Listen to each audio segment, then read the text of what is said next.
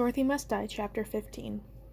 I opened my mouth to protest, but all that came out was laughter. Everyone was surprised. No one more so than me. I tried to stifle it, but it had been so long since I found something funny, and soon I couldn't control myself. It all came spilling out. The fight, getting suspended, my mother jetting off to her tornado party, the trailer lifting up off the ground and landing me here. I thought about who I was back in Kansas and who I was in Oz. What had I done to make them think I was a potential teen girl assassin? I mean, I got suspended for not punching Madison Pendleton. I had maybe been responsible for Indigo's death, but it was only because I'd been trying to save an innocent monkey's life. Taking someone down off a stake in the ground was the opposite of taking someone out. This was madness. Across the table, the witches just sat there staring at me like I was a crazy person while I laughed hysterically. The boy frowned so hard. His eyes turned into slits. Finally, after a few minutes, I managed to calm myself down and wiped my eyes with the back of my hand. "You want me to kill Dorothy," I said. It was so ridiculous that I didn't even know where to start. "That's the idea," Glamora said. The look in her eyes said she didn't think it was very funny at all. I couldn't believe that they were being serious. I think you've got the wrong person. Before I got here, the last fight I was with a pregnant girl, and I lost." "I saw you back in the palace," Mombi said, "in your cell. You managed to hold your own in there. I didn't see why you couldn't do the same with Dorothy."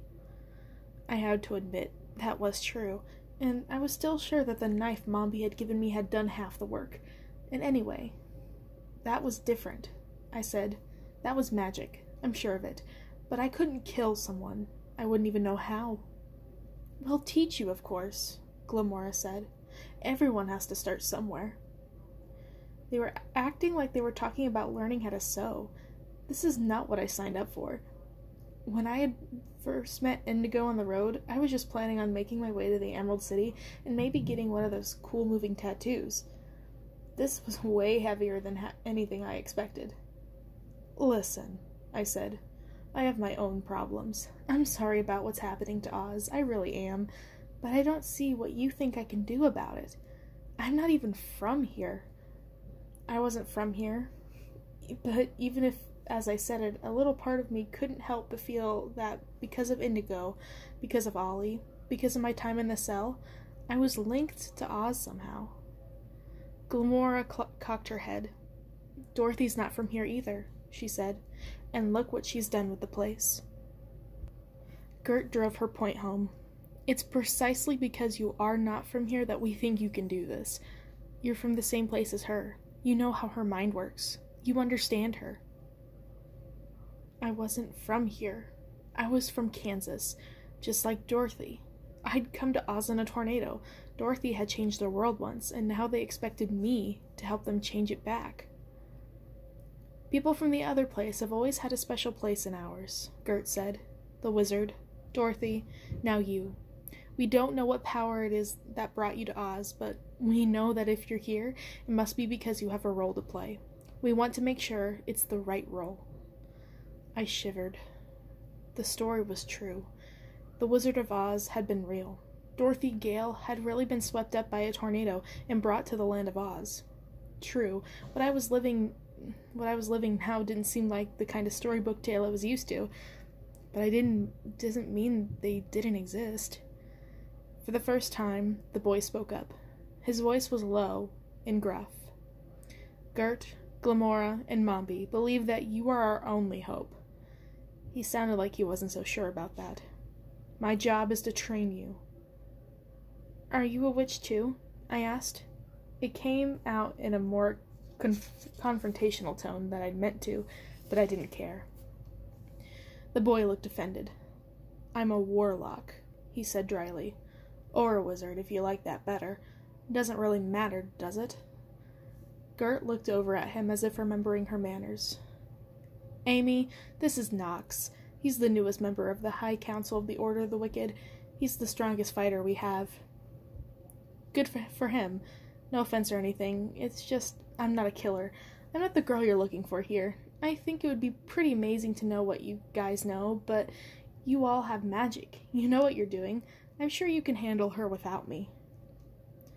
I probably should have been scared of these people.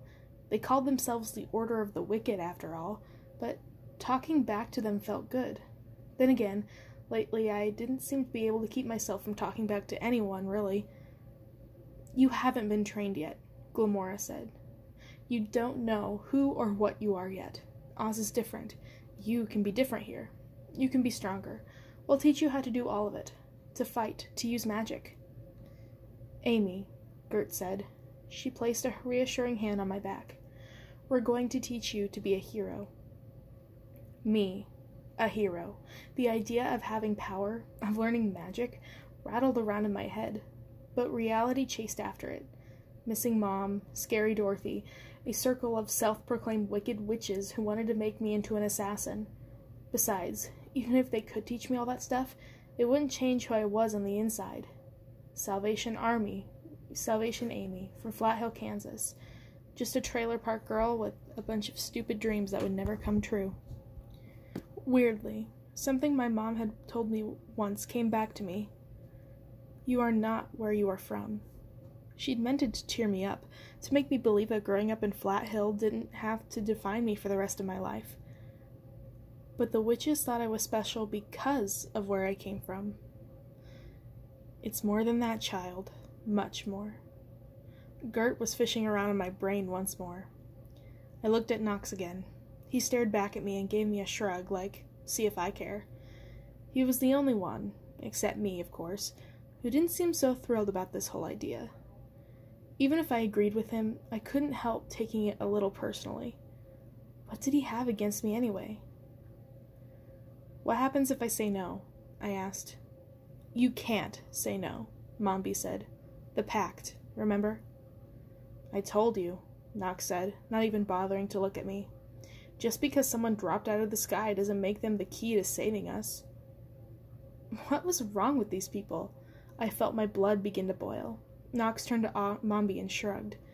And that shrug is what put me over the edge. I'm in, I said quietly.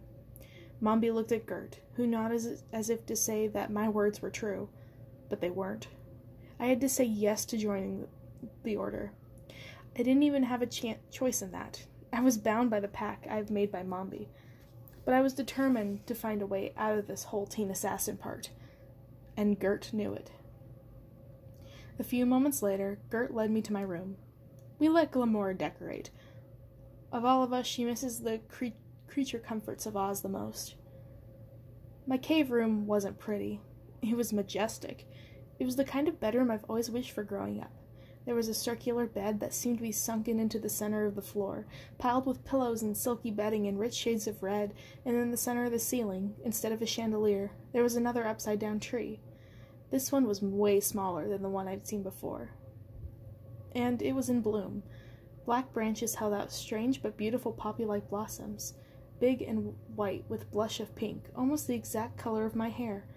The pale gold walls were covered in wallpaper, with those same pink flowers bursting across it.